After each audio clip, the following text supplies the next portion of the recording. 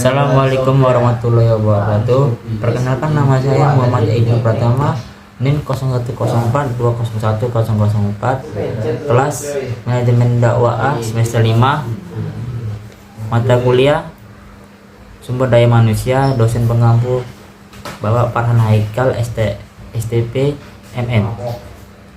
Di sini saya akan menjelaskan materi saya yang mana yaitu yang berjudul Manajemen Sumber Daya Manusia.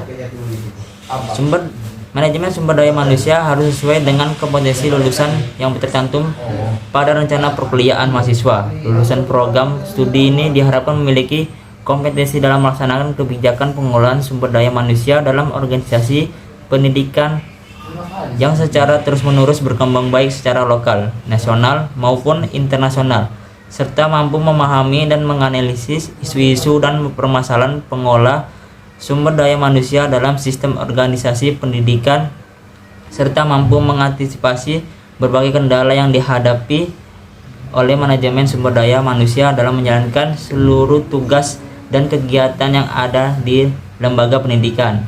Salah satu materi perkuliahan yang dibahas adalah mengenai perencanaan strategis dan pengolahan sumber daya manusia. Pengertian manajemen sumber daya manusia. Tenaga kerja atau sumber daya manusia adalah sebagai faktor produksi mempunyai arti yang besar, karena semua kekayaan alam tidak berguna bila tidak dieksploitasi oleh manusia. Oleh karena itu, setiap perusahaan seharusnya sangat memperhatikan SDM sebagai salah satu faktor produksi. Kemajuan ilmu pengetahuan dan teknologi di negara maju maupun negara berkembang sangat ditentukan oleh perkembangan manajemen sumber daya manusia. Istilah manajemen sumber daya manusia dapat diartikan mengolah sumber daya manusia dari keseluruhan sumber daya yang tersedia dalam suatu organisasi, baik organisasi publik maupun swasta. Sumber daya manusia lah yang sangat penting dan menentukan. Sumber daya manusia merupakan salah satu sumber daya yang memiliki akal, perasaan, keinginan, kemampuan, keterampilan, dan pengetahuan.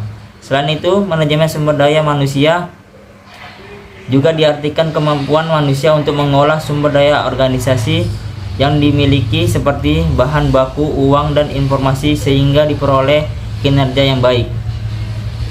Manfaat perencanaan dan hubungan dengan fungsi-fungsi manajemen. Perencanaan merupakan pedoman bagi fungsi manajemen lain. Perencanaan mempunyai manfaat antara lain: 1. Membantu dalam menyesuaikan diri terhadap perubahan-perubahan lingkungan. 2. Memberikan kemudahan dalam melakukan koordinasi terhadap individu atau kelompok dalam organisasi. 3. Memusatkan perhatian terhadap tujuan organisasi. 4. Membatasi pekerjaan yang tidak pasti. 5.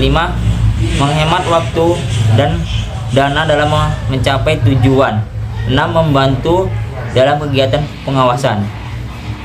Fungsi manajemen sumber daya manusia. Fungsi MSDM merupakan salah satu fungsi perusahaan yang penting, di samping fungsi perusahaan lain seperti pemasaran, produksi, dan keuangan.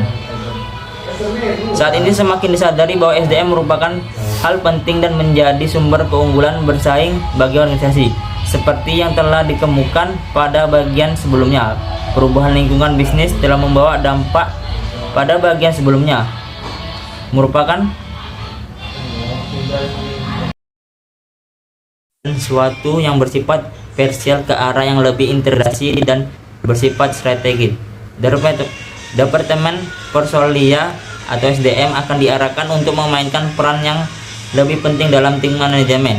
Hal disebabkan adanya perubahan lingkungan yang akan menghadap organisasi pada isu pegawai atau people issue yang memiliki sifat-sifat penting dan ketidakpastian yang besar. Isu tersebut akan terdampak pada isu bisnis yang berarti atau adanya berkaitan antara SDM dengan bisnis.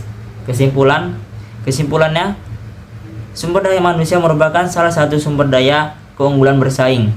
Di samping sumber daya fisik, kemampuan teknologi, dan sistem, perusahaan harus benar-benar memperhatikan kualitas dan kompetensi SDM yang dimiliki dengan cara mengolah SDM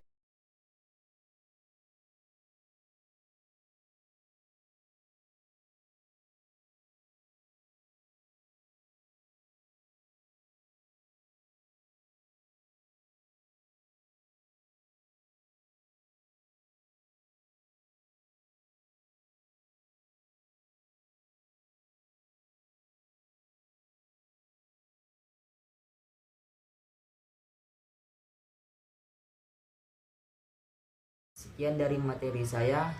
Apabila ada kesalahan, kekurangan, saya mohon maaf. Wabillahi taufiq. Wassalamualaikum warahmatullahi wabarakatuh.